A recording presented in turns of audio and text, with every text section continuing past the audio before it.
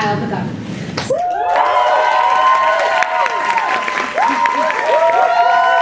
All right, Kyle, let's give him a round of applause. Thank you.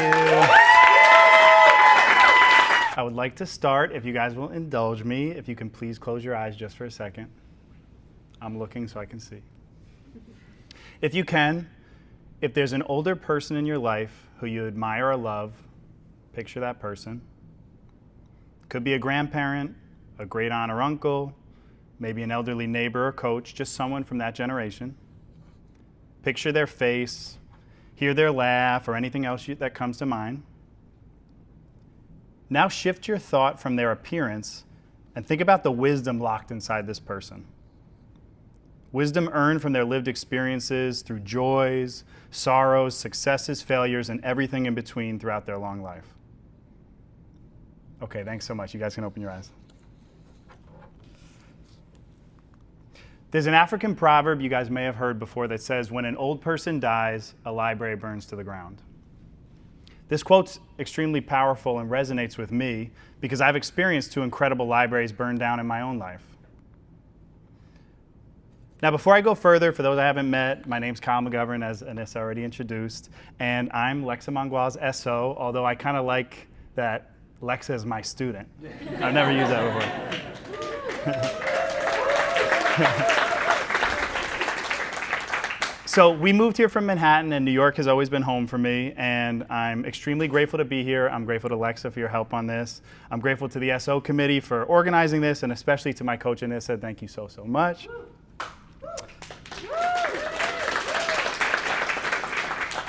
Okay, so now that my GSB introduction is over, let me start that over. I'm Kyle, and I like old people. I wrote pause for laugh, so I'm so grateful you guys did. Even though I'm 32 and living in what many people would call the center of youth and innovation here on campus at Stanford, I jump at any chance to strike up a conversation with older people, to meet them and to become friends. I'm so interested in older people. I admire them and want to hear their stories, what they've seen, how they've lived, the choices they've made, including the dreams they've chased or maybe the dreams they've missed. Now, this might sound strange, and honestly, maybe it is, but it always felt natural to me. My parents have called me an old soul since I was a little kid, and this curiosity was inspired by my first 2 idols in life, my 2 grandfathers. And I was lucky enough to grow up living close to both of them. Now, as the oldest of 4 kids, I often did my own thing while my younger siblings were little, and that meant I got to spend a lot of one-on-one time with each of my grandpas. And to be clear, this wasn't forced on me by my parents. I chose to be with them. I loved hanging out with them. And this wasn't your typical grandkid, grandparent setup. It wasn't like we were going to the park or reading children's stories. When I think back, I was basically interrogating them every time we hung out. I wanted to know everything about their childhood and life. I was fascinated by their stories. So my paternal grandfather, we called him Papa, he's on the left. He grew up in Queens, New York, served in the Navy, played semi-pro basketball. I wanted to know everything, the music he loved, the TV he watched, the hobbies. I absorbed it all. Instead of playing video games as a kid like my friends, I was listening to the Rat Pack and watching VHS tapes of Johnny Carson and The Tonight Show.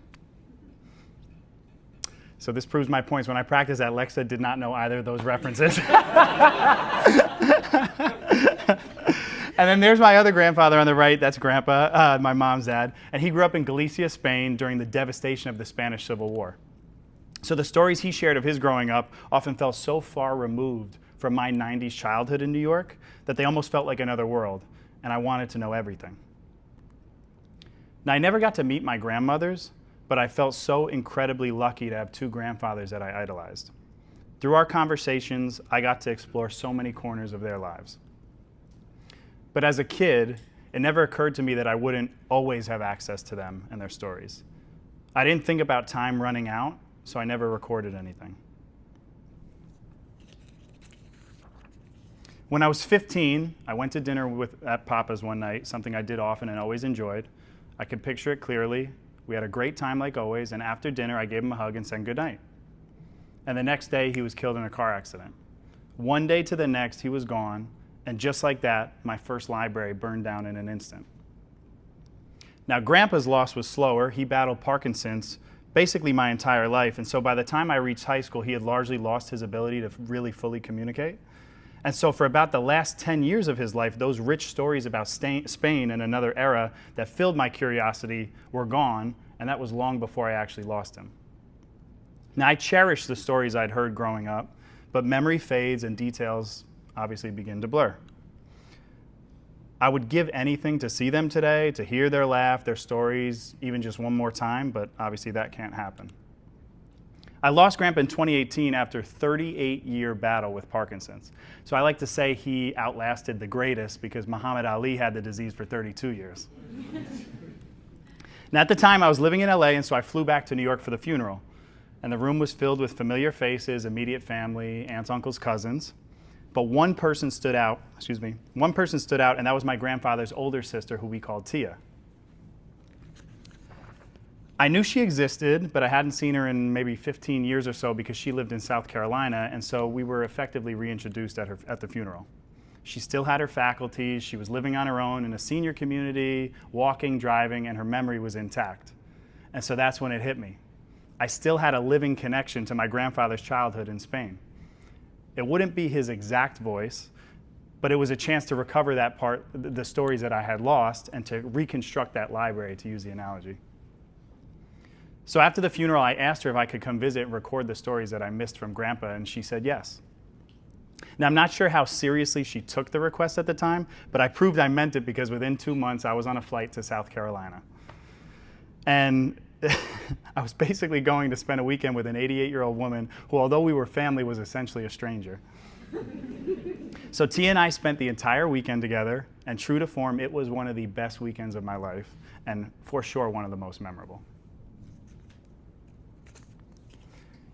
She introduced me to all her friends in the senior community as the new kid in town visiting, and this is brunch. I met the crew.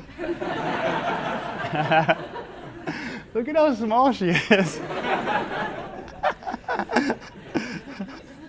But most importantly, we had long, uninterrupted time to revisit the childhood memories I'd grown up hearing from my grandfather, and this time I recorded everything on video so that that library would be safe.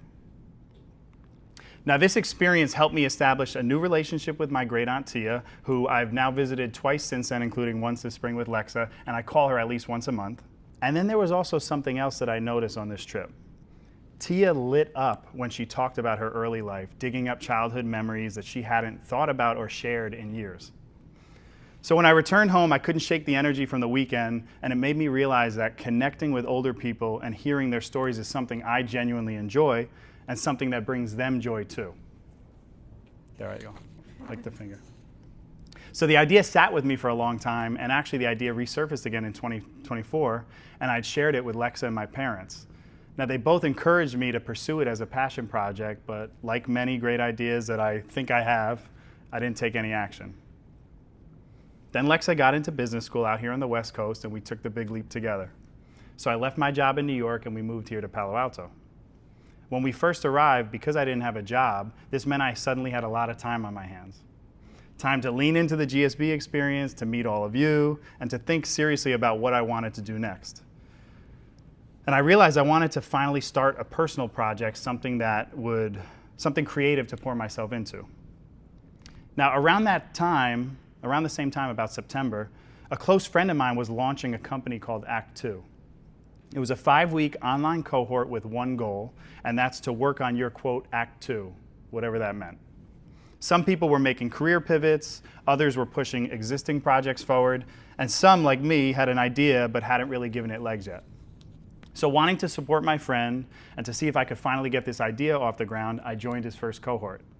So over those 5 weeks while I was here on campus, I joined weekly sessions to develop a project centered on connecting with older people and preserving their stories. And that project became Ask Your Elders. Thank you, ChatGPT, for that. Ask Your Elders is a YouTube interview series inspired by that first weekend with Tia in 2018. There are so many platforms today interviewing celebrities and business titans, and that's great, but I wanted to take that same format and point the spotlight in a different direction, toward everyday seniors and the stories and lessons that we rarely stop to listen to. Through the project, I've interviewed grandmas, grandpas, neighbors, and friends, creating videos that are shared with loved ones and with the world on YouTube. But for me, getting started was kind of really the hardest part. I so badly wanted to do right by the seniors who trusted me with their stories that the self-inflicted pressure kind of held me back, and it was kind of my procrastination. I wanted it to be perfect, but not only is that not possible, perfection is the enemy of progress. So I had to shift my mindset and trust that my genuine care and effort towards the project and the interviewees would be enough. And also the accountability from that cohort to finally get this off the ground really did help as well. So I bought the gear, an iPhone tripod, wireless lapel mics, a spotlight from Amazon. I watched endless instructional videos on video production, and so I was finally ready to go. And then I realized, shit, how do I find people to interview? I just moved across the country, leaving all my personal connections, and I landed on a college campus in a tight-knit bubble of people in their 20s. So I was far from my target demographic. So no joke, I literally started cold calling and emailing senior centers in the area, and I realized that a lot of them thought I was a scammer because to be fair, I'm a young guy with no connection, no website, no collateral, asking to meet with elders, meet with the seniors and interview them. So honestly, I'm actually like happy that they blocked me. So good on them. Good vetting process. But because of that, I kind of had to figure out a different way to get started. And then it hit me that there was one person who fit the bill, someone I saw every 2 weeks, and that was my barber.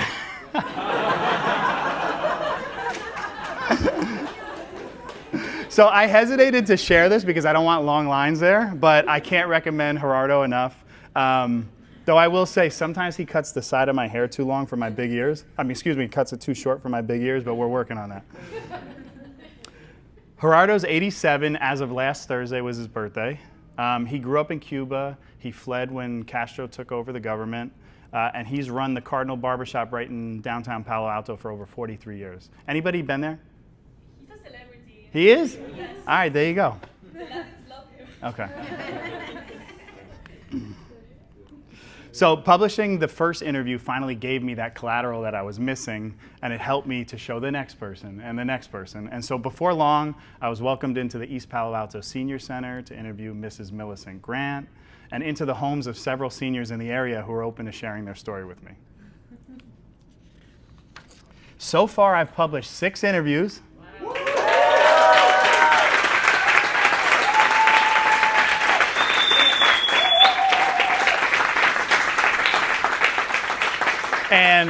And I'm currently editing the 7th. Just this past weekend, I drove over to Los Gatos, California, which I've never been there before. Beautiful, beautiful little town. And I interviewed an 84-year-old retired doctor who went on over 150 international medical trips providing healthcare across the world. Super interesting. So through this project, I've heard stories of love, hardship, failure, triumph, and a lot of hard-earned wisdom. So I want to share just 2 quick clips with you. And I think Ines is going to help me. So before you press play, though, so this first one is going to be Ruth Goldstein. I interviewed her 2 weeks before her 100th birthday. She's now 100. And there is something she would like young people to understand about older people. So is the sound on? What do you wish more people understood about getting older? That there are certain things we can't do, and we are very repetitive. We do repeat ourselves. The reason being, we don't have contact with people all day, so we don't have something to add. So all the old things come forward. I'm sure it's annoying. I'm sure it's bothersome. And you know what? Like Rhett Butler said in Gone with the Wind, personally, I don't give a damn.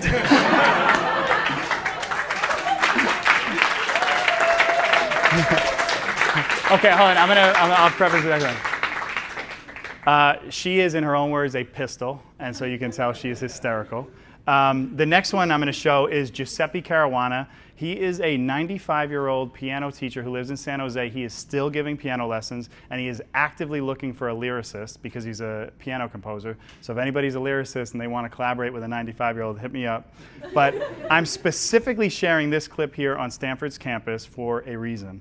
And that's because as some of you go on to build world-changing AI companies, just remember that your total addressable market might also include a 95-year-old. So let me go to the next one. And before we go, I understand that you're still looking for lyricists. Oh yeah. So you're And still... I am still looking for lyricists that in San Jose it's impossible to find. So describe what type of And lyricist for piano I music. started to work with the GPS. Very nice. Oh, with ChatGPT. Yes. Yeah. Yes. Yeah. Look at you, 95 We years have, old. we have a good relation. Can you just take me through what does the conversation look like? Do you share ChatGPT, the theme? Yeah, or saying, what? find me the rhyme here, but you're wrong because here the line has to be 8 syllables, and you gave me 7. And he says, oh, I'm sorry, I'm incorrect. And everything is That's unbelievable. very nice collaboration. So by the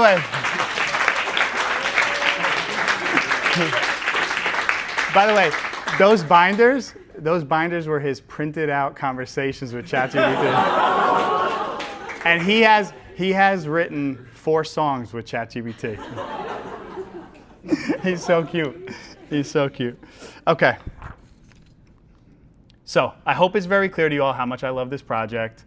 And God willing, I hope it's something I do for a very long, long time. It's a little side project. It scratches that itch, which I'm so grateful for. Still working out the kinks, learning how to follow conversations where they lead and ask more questions. But I have to say, the feedback from families alone has already made me feel like it's a success. I don't know if it's too small, but I've gotten really great feedback about how important it is as an heirloom for the family, as a point of record. And really, from the start, my goal was not about going viral or making money. It was about connection, and so I really feel like I've achieved that. So finally, and most importantly, the channel name is a call to action. So please, if you are lucky enough to have someone from that generation in your life who you admire or love, go and ask your elders. Take the time to sit down and understand how they became who they are today, and you never know what you might find out. Thank you so much.